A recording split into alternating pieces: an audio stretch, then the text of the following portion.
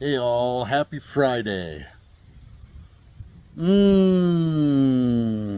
having lessons in patience. This is the longest I've been down ever with Hella, and it's becoming a bit of a long time because I'm waiting on parts. I had to find a drive shaft to replace the one that literally came apart, and I'm having the rear third member rebuilt by a local shop here in Redding. I'm at my folks' place in Redding, California, and they got to find ring and pinion for the third member before they can rebuild it. So hopefully I hear from those guys tomorrow. Great shops here.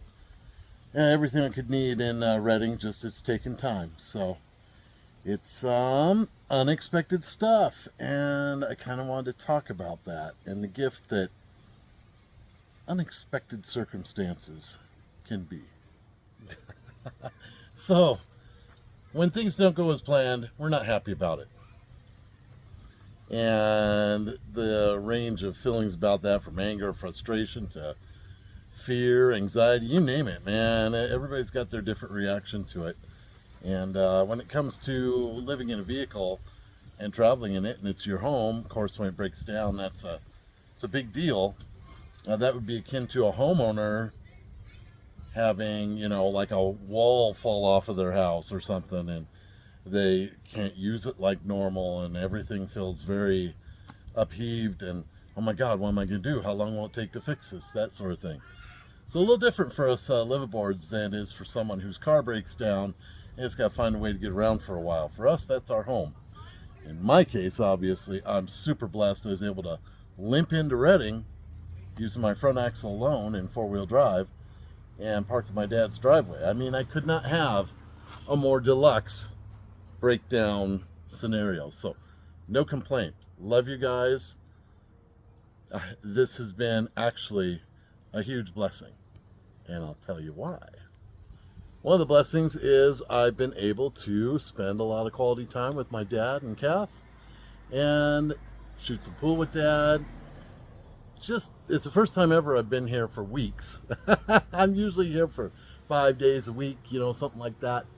And it's very busy and everything. Well, this time it's like regular life because I'm here for probably another 2 weeks before I'll have this all fixed up. So it's been really cool to have regular lifetime with them and get to know them right where they're at right now. Really nice. Learning Reading a little bit more. And yeah, so that's one of the big things. And it got our gears turning. I'm asking, hey, is there anything I can do for you guys? Because, boy, you're saving my life here. And they're like, parents are like, no, you don't need to do anything. But then, thankfully, Kathy thought of something. She's like, hey, we could get away, meaning her and dad, which they haven't done for over a year, because their usual cat sitter it's not working as well as it used to. And so I'm like, hell yeah, I'll take care of Miko. No problem. Scoot, go have a time. Get away. So they just left today to do that. And that feels really good in my heart to be able to bless them that way. So that's a biggie. So, your inconvenience, if you embrace the whole global picture of what you're going through and get in good perspective, can be a blessing for someone else, as long as you stay in that place in your heart. So that's really cool. Another thing is it's always a good reset when your power is taken away. And I'm not talking about power in terms of your security, your self-worth, your safety. I'm talking about the perceived power we have when we have control of everything and everything's working right. When this rig goes down like this, all of a sudden, I need to ask for help. And I need help. And that has always been one of the hardest things for me as a recovering people pleaser, and someone with a lot of shame issues. This has been a great exercise in asking for help and reaching out to people who know what they're talking about, and me not knowing everything about what I'm dealing with, and so asking for help. Great opportunity, great growing opportunity for me, and helping me continue with that effort to be more open and let people help me. So that's a big plus for sure. So again, jump in here. I'm mid-edit and just going through this last clip, and I just wanted to express something. For people who don't have issues, who have never had issues with shame or self-worth, for you guys, asking for help is a natural thing. It's not a difficult thing. But for people who grew up basing their self-worth in what they could do for others and never inconveniencing in our own sick mind anybody else by needing help, it's a huge deal for us to learn to ask for help. And asking for help for us takes a lot of courage, and it takes valuing ourselves, because when you don't feel like you're worth very much, you don't feel like you're worth being helped. And in the bigger picture, emotionally and in life and in relationships, that sets you on a path of forever feeling unworthy. And so any opportunity I get to ask for help, I have to consciously do so. A lot of the times it's not natural for me, because I want to be I'm the one that helps. I'm the one that solves the problems and saves the day, da-da, and does all the wonderful things. And I should never need any help. It's fucked up. But I just wanted to address that for people who struggle with that, it is a challenge to ask for help. And it's an exercise in reminding ourselves that we are worth helping. We are worth people going out of their way to do things for us because they care about us. We're worthy. So there's that.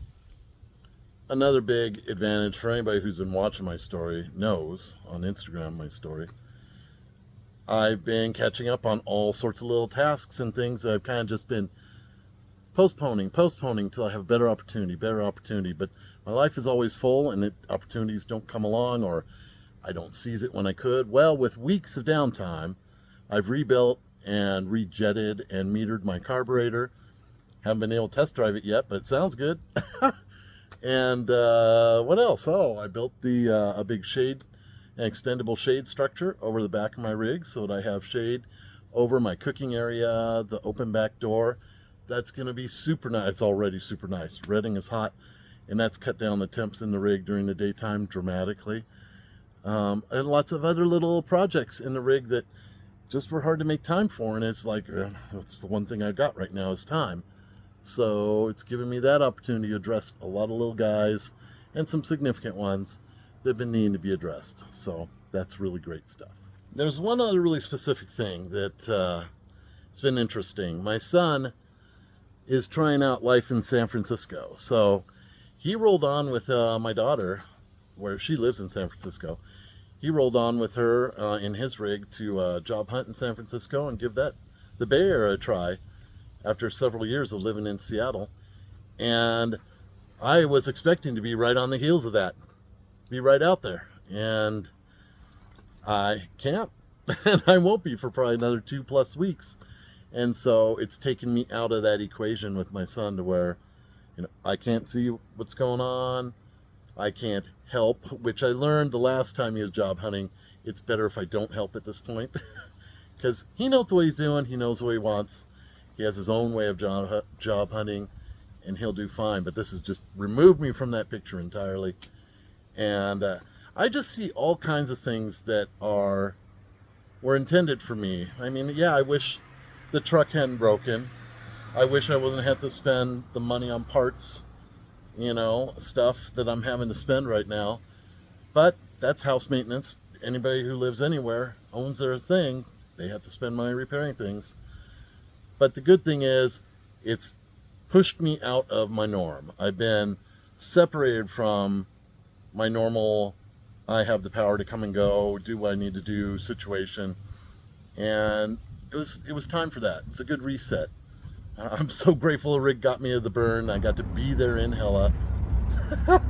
Still blows my mind after seeing the third member I pulled out, seeing how destroyed the ring gear is. It blows my mind. But clearly I was meant to have this reset, and initially very upsetting, but hey, I got over it quick because I'm so blessed, and I needed the time to do what I'm doing in all the different facets of my life and I'm grateful for this time. I really am. So I guess all in all, what I'm saying is the blessings come in very unexpected packages and circumstances sometimes, and this has definitely been one of those times where I'm feeling really blessed now, 2 weeks into this, at all things I've been able to get done. There's the cool new awning deal. It's got the right aesthetic. It repurposes or uses my awning poles there for the side awning, which I hardly ever use, but this I'll use quite often. At the beach, camping, whatever, it's great. So, great stuff happening as a result of the breakdown. I'm getting other stuff done, and it's all good.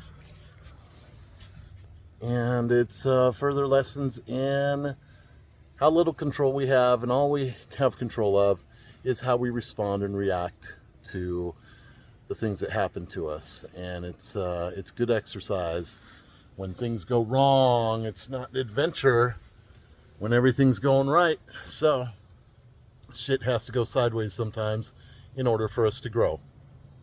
I'll take it. So peeps from the back porch of Dad's place in Reading, get out of here, fly. You're gonna die if you don't leave me alone. From the back porch. See you all next week. Hopefully I have great news to report, and I have parts, and we're getting her back together.